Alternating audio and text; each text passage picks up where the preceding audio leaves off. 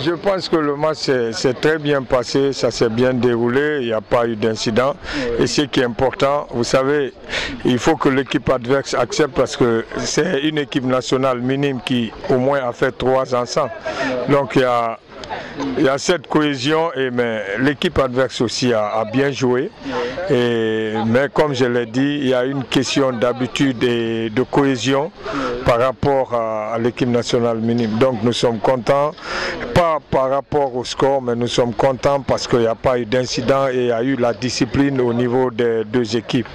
Et je pense qu'ils vont au fur et à mesure apprendre à venir jouer surtout sur les terrains synthétiques parce que c'est pas facile pour les clubs informels. Ils ne sont pas habitués sur les terrains synthétiques, donc pratiquement on les félicite. Mais nous savons réellement que quand il s'agit d'une équipe nationale, vous savez, il y aura toujours l'engouement. Ils ont donné tout dans les 20 premières minutes, après ça ils étaient cuits. Et nous avons pu récupérer le jeu et facilement on a gagné sur le score de 4 buts. Et félicitations aux 2 équipes. Merci à toi. Merci beaucoup, merci. En fait, c'est Kamara Sekouba, Nesta, l'entraîneur de l'équipe nationale U15. En fait, je tiens à féliciter les 2 équipes. En fait, parce que ce n'est pas le résultat, mais le contenu. Parce que c'est ce que nous on recherche. C'est-à-dire ce qu'on apprend aux enfants, de prouver chaque fois on encaisse le but. Mais aujourd'hui, il ne faut pas qu'on encaisse, mais de gagner le match. Donc, je tiens à féliciter mes enfants et puis l'équipe adverse aussi. Merci. C'est tout? Oui. Ok, merci. Merci.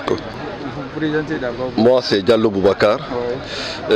Disons bientôt, je vais représenter un bureau qui est présentement à Londres. Je ne veux pas tout dire, mais néanmoins, dans l'ensemble, ce que j'ai vu sur le terrain, les autres ont commencé, ça fait quelque chose de 4 ans, 5 ans, ils sont ensemble. C'est normal qu'ils prennent ces buts comme ça là. Les autres qui viennent de commencer, c'est normal.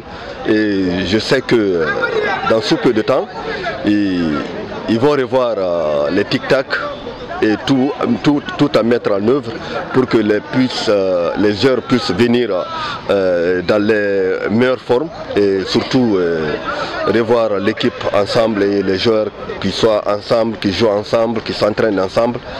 C'est bon dans l'ensemble de ce que j'ai vu. Vraiment c'est bon, du courage pour les jeunes joueurs qui viennent commencer. Vraiment c'est bon. Je vous remercie. Okay. Je m'appelle Lamine Komano, je suis arbitre élève à la commission régionale des arbitres de Conakry. Comment tu vois le match, comment ça a été déroulé? De notre côté, en tant qu'arbitre, on a géré le match parce que c'est pas facile de jouer une équipe cadette contre une équipe junior, mais avec comment on appelle, avec notre psychologie d'arbitre, on a pu gérer le match à notre façon et ça s'est commencé, terminé dans les meilleures conditions, sans aucune blessure, sans aucun cas de force majeure. Vraiment c'est magnifique. Et aussi avec moins de cartons, moins d'avertissements, c'est vraiment une bonne gestion du match pour nous. Merci. Voilà, merci. Bonjour monsieur, moi c'est Diallo Ibrahim. Je suis l'un des vice-présidents de l'Académie Football Club Sampia. Quelles sont les ambitions de votre club? Nous avons une grande ambition, pas seulement pour le club, on a une grande ambition même pour le pays. Parce que si vous entendez parler de l'Académie, tout ça, ça va dans le cadre de l'émancipation du football guinéen. Mais si nous avons décidé de faire une académie, c'est pour pouvoir les aider, comme je l'ai bien dit à l'entame. Nous avons une ambition de donner des bons footballeurs, que ce soit dans le plan national ou sur le plan international. C'est ça notre ambition. Quelle est la différence entre votre académie et les autres académies qui existent déjà dans le pays? Je pourrais vous dire la différence entre les différentes académies. Je pourrais vous dire que c'est par rapport aux ambitions et au sérieux. C'est ce que je pourrais vous dire, parce que je pense que toutes les académies ont la même ambition pour le progrès du football guinéen. Et votre académie est basée où? Dans quelle commune? Nous sommes plus précisément à Matoto, sur le grand terrain de la CBK, sur terre battue. Est-ce que votre académie a un planning de travail pour faire travailler les enfants et quelles sont vos catégories dans l'académie? Dans le cadre du planning, ça je le saurais le dire parce que ça c'est technique, je voudrais laisser ça aux entraîneurs. Mais nous avons deux catégories, nous avons U14 et U12, ce sont les deux catégories que nous avons. Quelles sont les différences de U14 et U10? Nous on a fait une différence parce que les U14, on les considère comme ça maintenant, comme l'équipe cadette. Maintenant l'autre on les prend comme des pépinières. Au cas où on voit un talent parmi les U12, on peut aussi rehausser leur niveau et puis pour pouvoir leur donner la chance d'évoluer avec U14. On a constaté ces derniers temps, vous avez commencé à faire des matchs amicaux avec les autres académies et même le Sili. Pourquoi vous avez commencé tout ça et quel est votre programme dans la durée? Nous avons des grandes ambitions au fil du temps. Mais comme l'appétit vient en mangeant, l'avenir nous édifiera. Nous, les présidents, nous ne pouvons que mettre la main dans la poche et suivre. Mais c'est aux techniciens qui sont là, qui veulent nous prouver, oui, nous pouvons aller jusqu'ici, ou bien.